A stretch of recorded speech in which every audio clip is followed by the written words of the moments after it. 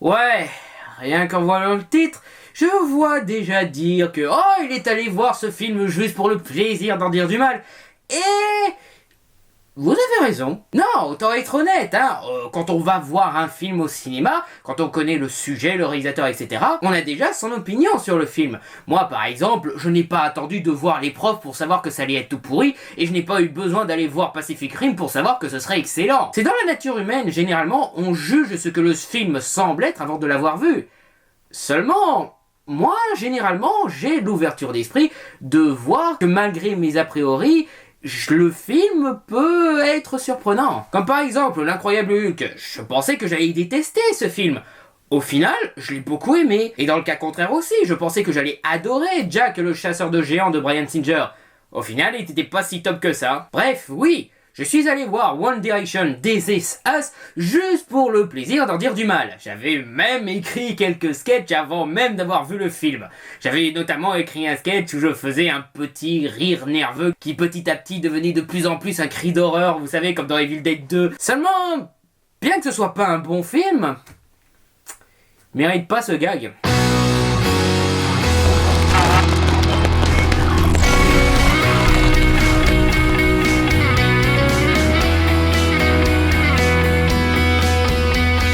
One Direction, le film.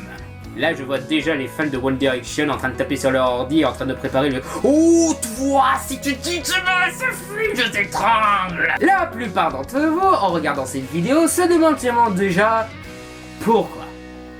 Pourquoi je suis allé voir ce film ?»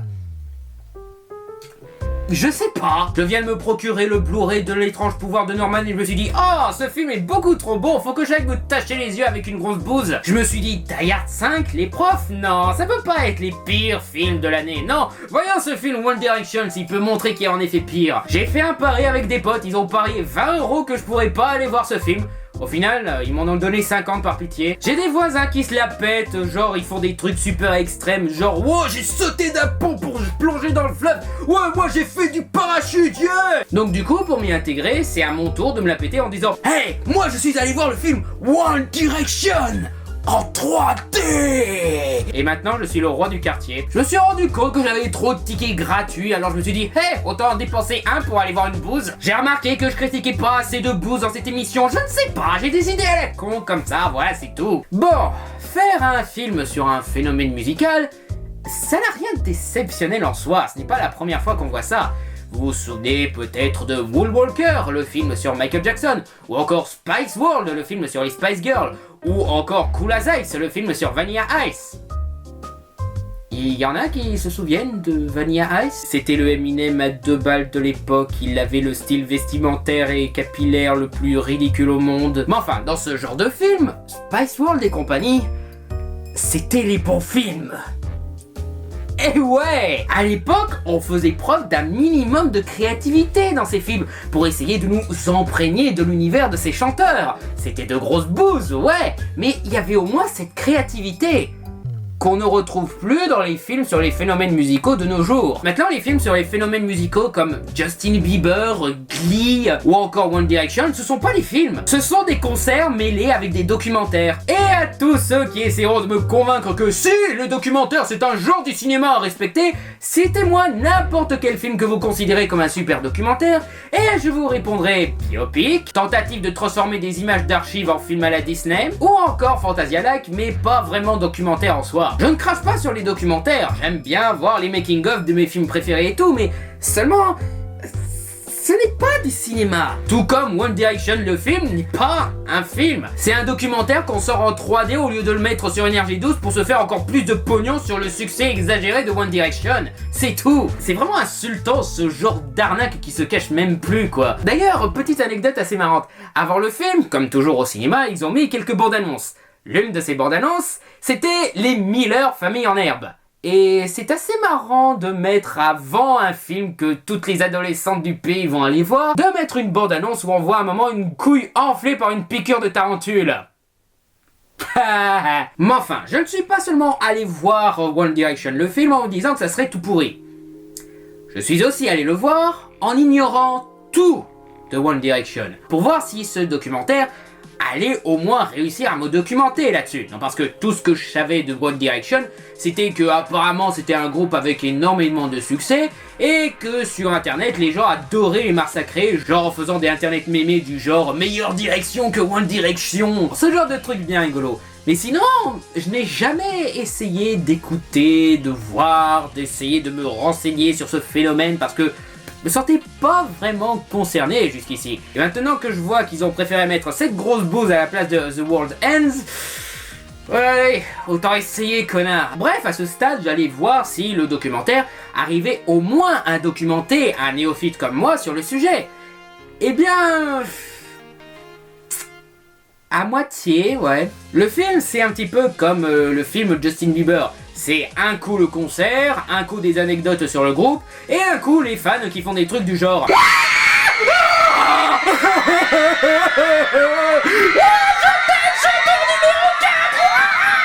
Je suis prêt à t'offrir ma virginité, viens! Sérieusement, vous ne trouvez pas ce genre de fabrication totalement pourri? Vous imaginez qu'on fasse pareil avec le Seigneur des Anneaux? Un coup on te met la bataille du gouffre de Helm, un coup on te montre les spectateurs en train de délirer, et un coup on te montre comment t'as fabriqué le truc. Et on te met ça à la place du film. C'est nul! En supplément du film, ce serait top. Mais en tant que film, ce serait tout pourri. Et surtout, ça te renseigne pas grand chose sur le truc. C'en est à un point où, de tous les membres du boys band, je n'ai retenu aucun des noms. Le seul nom que j'ai retenu, c'était... Niall, Liam Nelson. Donc du coup, durant le film, je leur ai déconné quelques noms. Edward Cullen, Super Saiyan, moi en hiver, jeunesse hitlérienne, doigt dans la prise. Si ton documentaire n'arrive pas à me faire mémoriser les noms du sujet, t'es un très mauvais documentaire! Cela dit, ils expliquent bien leur histoire, leur méthode de travail et leurs relations. Seulement, tu ne t'intéresses jamais au groupe en lui-même. Tu t'intéresses au succès du groupe. Comme par exemple, comment ils te les présentent individuellement. Oh, ils te racontent en voix off vite fait d'où ils viennent et on te mélange les trucs pour que ce soit bien embrouillant. On te met quelques photos d'eux quand ils étaient tout petits alors que tu ne les connais même pas encore. Et après on balance le concert parce que c'est ça qui t'intéresse. Et pendant le concert on t'affiche leur nom comme si c'était un jeu vidéo. Je sais pas. J'ai toujours cru que dans un boys band le plus important c'était les membres du boys band. Non, on se concentre sur le fait qu'ils chantent, qu'ils bossent, qu'ils s'amusent et surtout qu'ils ont du succès. C'est là qu'on voit que ce documentaire il sert juste à soutirer qu'encore plus de pognon aux déjà fans de One Direction. Parce que ça ne s'adresse qu'à eux. Ce n'est pas du tout une présentation ou une documentation, c'est du fan service. Ah, ils nous le filment alors qu'ils sont en train de dormir à poil dans leur lit. Cela dit, c'était très bien filmé. Non, sérieux, les concerts ont vraiment un excellent angle de vue. C'est vraiment cinématographique. C'est pas comme ils font toujours sur le vif avec les autres concerts. Non, là-dessus, c'est bien travaillé. Il y a même quelques effets assez sympathiques. Bon, ces effets n'ont qu'un seul intérêt, avoir l'air cool avec la 3D, mais ça gâche pas le plaisir, c'est même très sympatoche. Comme par exemple, une des chansons, le thème c'est les super-héros. Je crois. Donc à certains moments, quand ils sont en train de faire leur pause, en train de danser et tout, t'as un moment où ça entrecoupe vite fait de la même position d'eux, mais dessinée en super-héros. Une autre chanson, les thèmes c'est les jeux vidéo. Encore une fois, je suis pas sûr. Donc du coup, tu vois des petits aliens et des vaisseaux spatiaux d'Atari 2600 sortir de l'écran et voler de partout. Bon, c'est sûr, dans le contexte, t'as surtout l'impression « Wow, elle est super bien faite leur hologramme pour les concerts !» Et mon préféré, c'est qu'après la fin d'une chanson, il y a toutes les lumières qui s'éteignent, sauf les lumières de tous les fans avec leur téléphone portable, avec leurs lumières pour essayer de les soutenir. Et du coup, t'as l'impression de voir un ciel noir étoilé. C'est sympa comme effet, ça sert à rien, mais c'est joli. Bon, après, tous les effets sont pas top, comme par exemple, t'es ralenti. Sérieux excuse-moi, mais un ralenti sur une des fans en train de faire « c'est pas très intéressant, tu vois. Bon, par contre, la partie anecdote, ça fait très sur le vif et la plupart du temps, ça fait très vidéo de vacances, en fait. Je suis même sûr que c'est pour ça que le film s'appelle This Is Us. Parce que les mecs, en gros, ils sont genre en train de montrer ce film. Oh, regarde, là, c'est nous quand on était au Japon. C'est sûrement sympa quand t'es une fan. Mais quand t'es un mec qui essaye juste de voir un documentaire pour se renseigner sur le sujet, t'as l'impression de voir les vidéos de vacances d'un parfait inconnu. Tu t'en fous complètement et tu regardes ta montre chaque fois qu'il change de pays. Mais bon, ça, c'est juste la fabrication du documentaire en lui-même. Ce n'est pas ce qui vous intéresse, n'est-ce pas ? Non, vous, ce qui vous intéresse, c'est ce que je pense du groupe One Direction en lui-même. Donc, est-ce que la haine pour ce groupe est justifiée, ou est-ce qu'ils sont au contraire très talentueux? Bah, ni l'un ni l'autre en fait. Avec leur réputation de chanteurs tout autant méprisés que Justin Bieber, je m'attendais à de la vraie merde niveau chanson. Bon ok, leur style vestimentaire est un petit peu un mélange de toutes les modes stupides des années 2000, mais au-delà de ça, au niveau du chant, c'est pas mauvais du tout. C'est déjà mieux que le chant de Justin Bieber. Ou plutôt, parler avec un ton monotone avec une musique derrière. Baby, baby, baby, oh, baby, baby, baby, oh. Mais non, c'est du vrai chant. C'est pas du Josh Groban, mais voilà, c'est au moins mieux que toutes les merdes qu'on entend aujourd'hui. C'est du pop rock de supermarché. Ça se laisse écouter. Mais, justement parce qu'ils sont juste ok, ils ne sont pas vraiment mémorables au niveau chanson. Je vais même dire, j'en ai retenu aucune de leurs chansons. Le seul moment musical que j'ai retenu, c'est, je ne sais pas si c'était une de leurs chansons ou juste le réalisateur qui a voulu rajouter un petit son sympathique, mais un des sons c'était... Je vous jure, lors de la séance, je me retenais de faire We will rock you. Un autre truc que j'ai retenu, c'était pas vraiment une chanson, c'était l'enregistrement d'une chanson. J'insiste là-dessus, c'était un enregistrement, une chanson intitulée Best Song Ever. Ouais, je sais, c'est prétentieux comme titre. Bon, après, je connais pas le contexte du titre dans la chanson, donc voilà. C'est peut-être pas vraiment la meilleure chanson de tous les temps, c'est peut-être juste une chanson sur la meilleure chanson de tous les temps. Mais ce qui m'a marqué, c'est que quand l'un des chanteurs s'est mis à enregistrer, je me suis dit... Putain, qu'est-ce que c'est faux! Encore une fois, il chantait faux à ce moment-là. Je ne dis pas que la chanson sonne faux. Attention, je n'ai pas écouté la chanson finie et franchement, je n'ai pas d'intérêt à écouter la chanson finie parce que, comme je l'ai dit... Elles sont super oubliables comme chansons. Bon, par contre, ils sont ok niveau chansons, mais qu'est-ce qu'ils sont mauvais danseurs. Ils te les montrent en train de se préparer avant les concerts, et ils te les montrent en train de préparer leur chorégraphie et tout avec leur chorégraphe. Mais quand tu les vois au concert, tu te dis, ouais, il y a eu un chorégraphe là-dessus. C'est tellement improvisé, c'est juste des mouvements assez classiques que l'on voit dans les concerts. C'est genre je remue la main comme ça pour faire coucou à mes fans en essayant de les mettre dans le rythme. Je me penche comme ça, genre ouais je chante en te regardant dans les yeux, c'est trop cool hein. C'est totalement improvisé, ils n'ont rien préparé, c'est juste au feeling. Et quand tu les vois préparer leur chorégraphie, t'as rien vu d'aussi gay quoi. J'exagère à peine. Donc pourquoi est-ce qu'il y a tant de gens qui les détestent? Parce qu'ils sont prétentieux? Ben, à en croire le documentaire, ils sont l'exact opposé de la prétention. Je crois que c'est Super Saiya qui à un moment dit « Oh, si vous me voyez dans mes premiers solos, qu'est-ce que j'étais nul !» T'as des moments où ils sont juste eux-mêmes en train de discuter avec les autres et de parler de leur statut de célébrité. Des scènes qui auraient été sympas dans une fiction, mais dans un docu... Ça fait un montage assez pourri, genre ouais, il n'y a pas eu de préparation là-dessus, donc on va être obligé de faire des cadrages un petit peu de travers et faire un montage assez à l'ouest. Mais enfin, dans ces moments-là, ils te disent des trucs du genre, s'il n'y avait pas de One Direction, je serais pompier. Je n'aime pas le mot célébrité, c'est pas vraiment une qualité, c'est pas comme si on disait qu'il est sympa ou quoi que ce soit, non, il est juste célèbre. Qu'est-ce que ça veut dire? Ça va finir un jour. Un jour, on arrêtera de faire ce qu'on fait. Ce sont nos meilleurs moments là maintenant, faut en profiter. Ils sont conscients qu'à un moment, ils deviendront ringards et que ce sera fini. Ils sont modestes. Même à des mecs dans les coulisses, généralement dans les documentaires dans ce genre, les mecs dans les coulisses, ils disent tout le temps des trucs du genre « Ouah, il est super positif, ouah, il me donne de l'énergie » ou des trucs comme ça. Mais non, il y en a un qui dit « Qu'est-ce qu'ils sont chiants ceux-là !» Ils n'ont pas du tout la grosse tête, ils sont conscients que ce sont pas des super chanteurs. Ils sont conscients que la seule raison pour laquelle ils ont du succès, c'est parce qu'ils sont eux 5 et qu'ils ont des fans, pas parce qu'ils sont exceptionnels. Et dans les petits moments de leur vie privée, ils ont l'air très gentils. C'est pas comme avec Justin Bieber qui dans son propre docu passe pour un petit con. Bon après...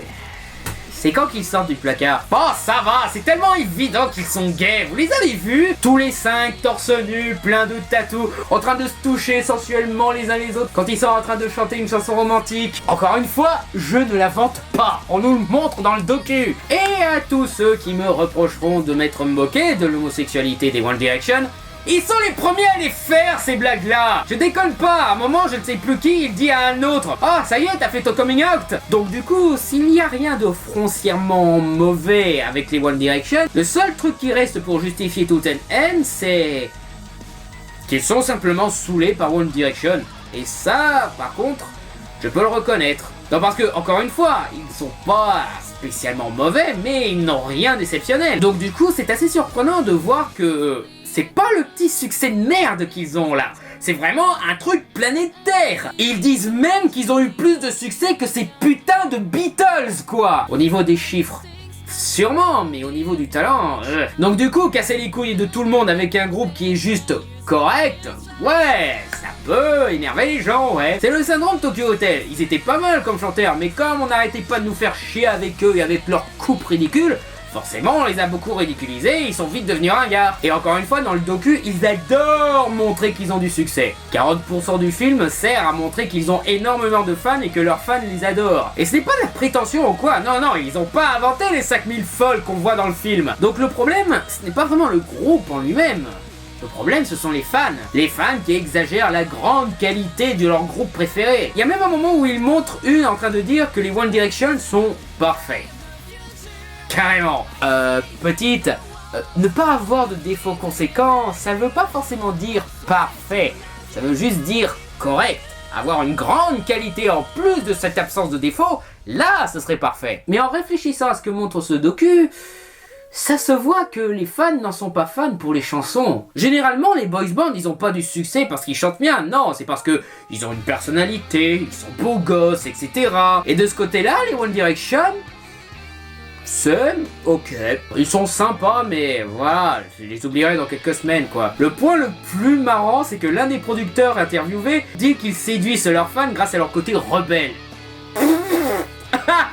Ouais, je crois trop que ça, c'est rebelle, ouais. Ouais, t'as vu, je mets du gel dans mes cheveux, je me mets des tatous et je m'habille pas comme les autres boys bands, c'est trop osé, ouais. C'est l'incarnation du conformisme, connard. Le contraire de rebelle. Même au niveau physique, ils sont assez basiques, ils sont pas moches, mais voilà, c'est pas des gravures de mode non plus. Mais je suis sûr qu'en cherchant aux States, on peut trouver des groupes et des chanteurs plus beaux que ça. Et niveau personnalité, ils sont sympas, leurs blagues sont rigolotes par-ci par-là, mais voilà, pas de quoi. Non, en fait, je pense que s'ils ont du succès, c'est pour leur côté underdog. Avant qu'ils forment le groupe, ils participaient au solo d'X Factor avec d'autres jeunes chanteurs.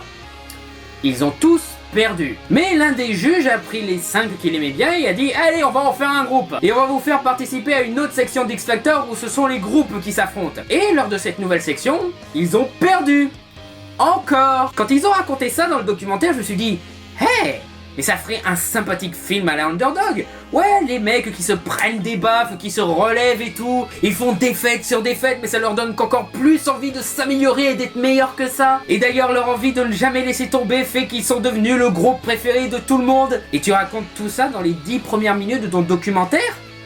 Mais qu'est-ce que tu vas nous raconter après ça? Sérieux, fais un film rien que sur ça, ce sera suffisant. Ce sera pas un chef-d'œuvre, mais ce sera déjà pas mal. Et je pense sincèrement que leur succès vient de là, pas de leur talent. C'est leur histoire underdog qui a vraiment touché les fans. Et ça aussi je le comprends. Et surtout, ça leur apprend de ne jamais laisser tomber après un échec. Le truc, c'est pas d'éviter de se faire prendre des coups. Le truc, c'est de se prendre des coups et de continuer à avancer quand même. Ça ne justifie toujours pas qu'ils sont number one, attention. Il y a bien une raison pour laquelle ils ont perdu 2 fois. Mais c'est assez beau quelque part de voir tous ces fans soutenir ce groupe qui n'avait pas vraiment le niveau et les mettre au final au sommet de tout. C'est quelque part quelque chose de très joli à voir. Et si ça se trouve, s'ils avaient gagné à X Factor, on n'en aurait jamais entendu parler, on n'aurait jamais fait de film là-dessus. Il serait devenu quasiment anecdotique. Il y a peut-être un petit côté manipulation des médias derrière, genre on te fait croire que c'est des underdogs, mais c'est juste un groupe qu'on a essayé de mettre à la mode et comme ils ont perdu, ils sont moins chers à payer. Et du coup avec ça on va te faire une nouvelle mode pas chère et on va vendre des tas de produits. Mais je préfère qu'ils aient l'impression de soutenir des petits gars qui se laissent pas faire par des échecs plutôt que de soutenir des pourris gâtés. Bref, non.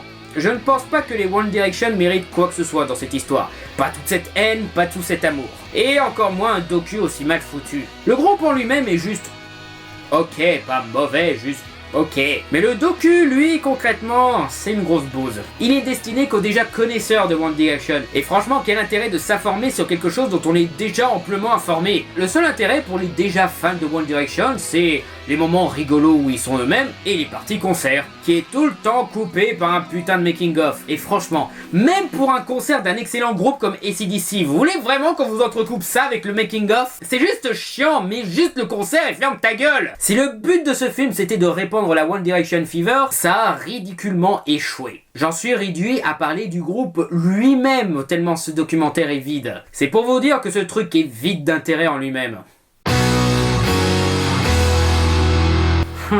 Bah du coup, avec un sujet pareil, sur quoi je vais faire mon bonus de la boîte magique, moi? Ah bah voilà, rendez-vous sur voxmaker.fr dans la boîte magique, où vous retrouverez un nouvel épisode de My Little Dalek. Et d'ailleurs, même lui, il est plus rebelle que One Direction. Je t'emmerde! T'emmerde aussi!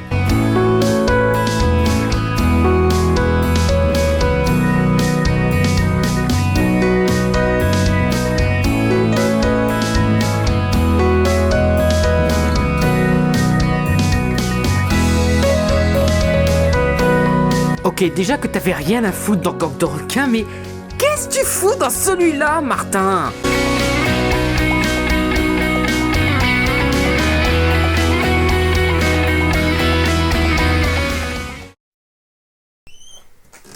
Eh petit, ça te dirait de parler d'un vrai film pour changer?